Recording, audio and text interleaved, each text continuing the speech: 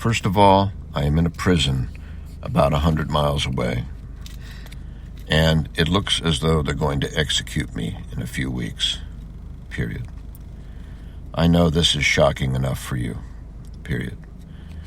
But I must reveal something else about myself, too, that I never told you because I thought you and your parents would reject me if I ever said it out loud.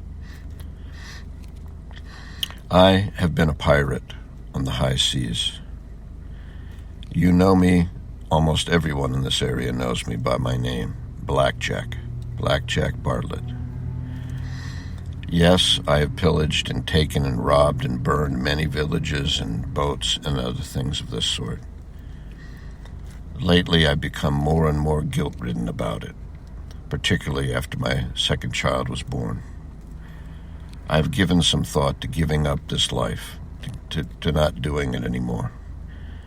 If you were with me, I know I could get the strength to do so. I don't know if you'll ever see me again, but I want you to know that I always loved you and the children. Yours, Jim.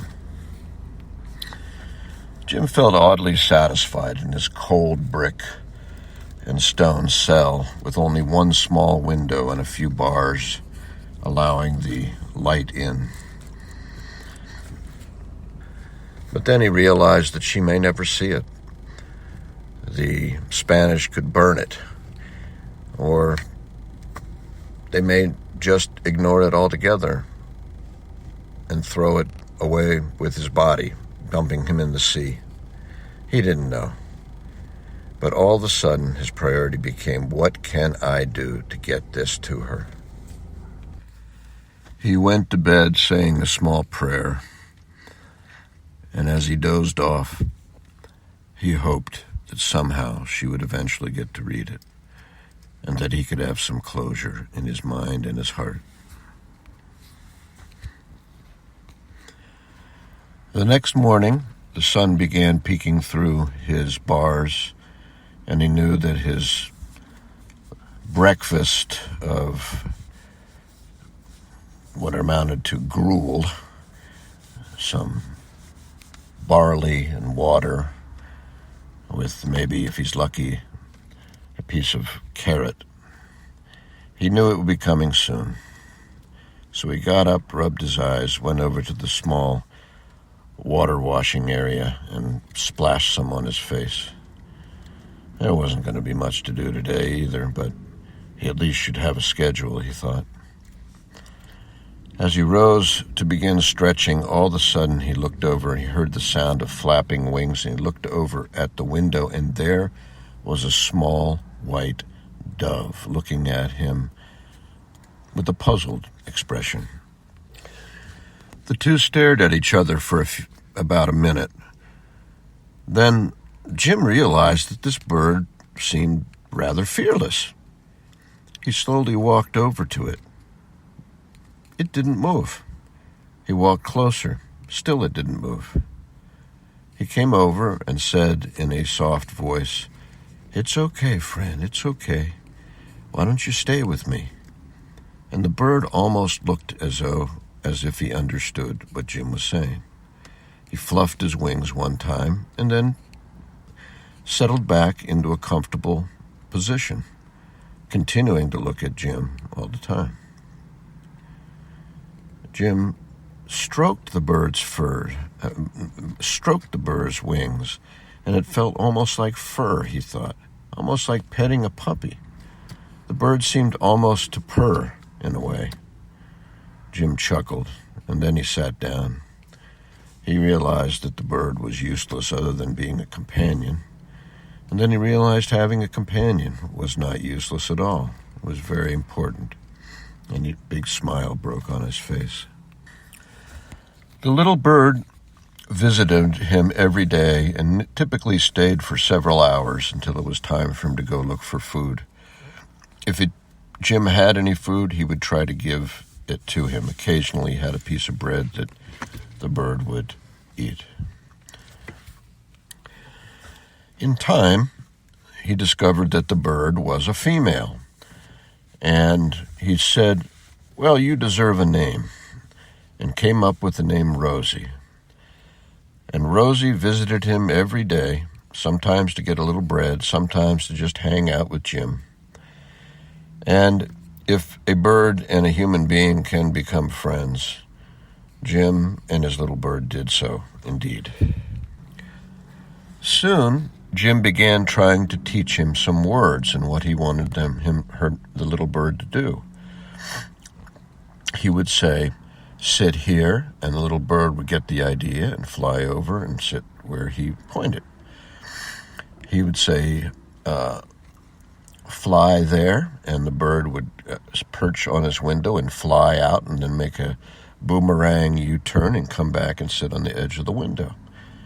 Before he knew it, he realized that this little bird was very smart, very, very smarter than the average bird. He learned tricks very quickly. He actually responded to various commands, and before you know it, Rosie and Jim were like two best buddies who had been together from birth. One morning, as Jim was rising, half asleep, he heard the familiar fluttering of Rosie's wings as she came to sit at the barred prison window. That was his morning alarm clock now, and so he gradually woke up and stretched and looked out and said, "Hi, Rosie, how you doing?" And all of a sudden his mind drifted away, and he just stared at the bird and thought how nice it would be if he could fly away like this little bird friend of his. But then, in the midst of that reverie, something hit him, like a bolt out of the blue, a thought, an idea. Now, Jim had a photographic memory of navigation in the area around the Caribbean where he did his pirate work, and he suddenly thought to himself, I wonder if I can train this bird to take my letter to Marty Island.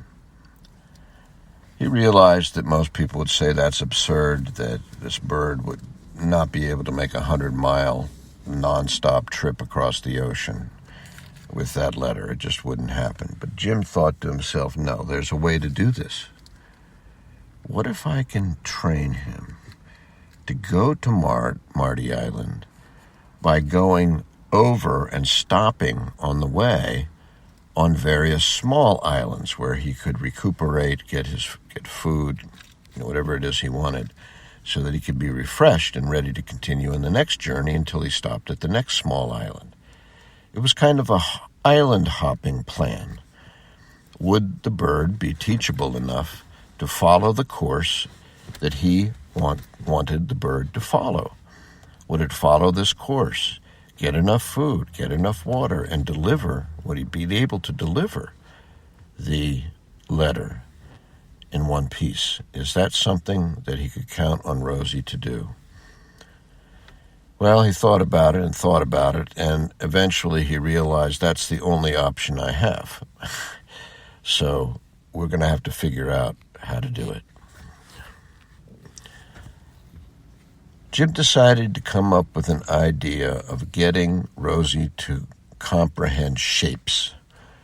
If he could get Rosie to comprehend shapes when she flies, she might be able to follow a certain shape pattern. And if his shape pattern was